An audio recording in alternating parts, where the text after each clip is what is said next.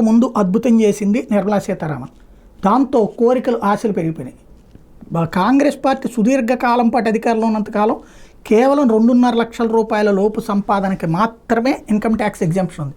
ఆ తర్వాత 10, 20, 30 ఈ వసూళ్లు ఏళ్ల తరబడి నడిచినాయి. బీజేపీ అధికారంలోకి వచ్చిన తర్వాత 10 లక్షల రూపాయల లోపు వాళ్ళకి ఉపయోగపడే విధంగా నిర్మలా సీతారామన్ 2018-19 టైంలో నిర్ణయం తీసుకుంది. అప్పటి నుంచి పన్నులు తగ్గడం ప్రారంభమైనటువంటి సందర్భం ఇన్కమ్ ట్యాక్స్ 10 లక్షల రూపాయల లోపు ఉన్నట్టు.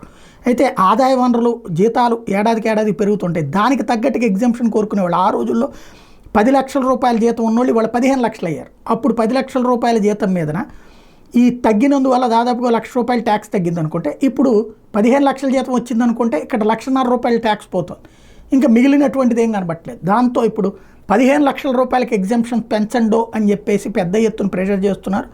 దాంతోపాటుగా నిర్మలా సీతారామన్ తగ్గిచ్చేస్తుందన్న ప్రచారము చేస్తున్నారు. ఆవిడైతే ఈ 4-5 టర్మ్స్ నుంచి కూడా చేయట్లేదు. అట్లాగా మరి చేస్తుందా చూడాల్సి ఉంది.